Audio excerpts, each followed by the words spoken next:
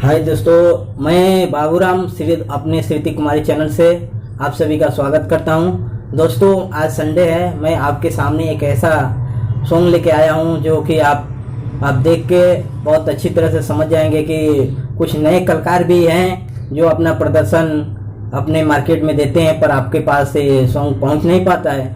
आप कृपया करके सर्च करके ज़रूर देखिएगा।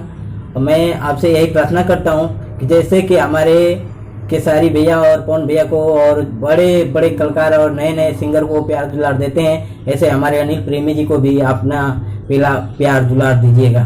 धन्यवाद दोस्तों। मैं एक बात और कहना चाहता हूं कि जो मैं अपना चैनल है जो बनाया हूं आपके सामने रखा हूं।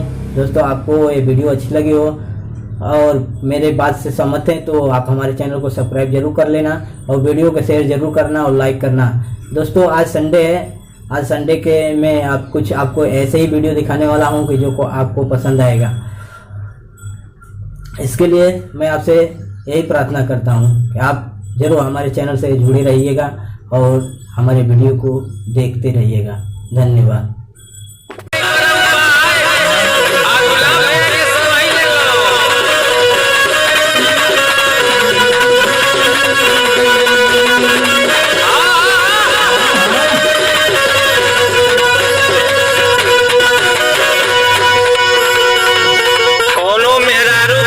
प्रदेश सुरेंद्र भैया ओ मेहरारू के कोई देवर परेशान कैले बा अब मेहरारू कहत दिया देवर से कि सुनो कैसे कहत दिया कैसे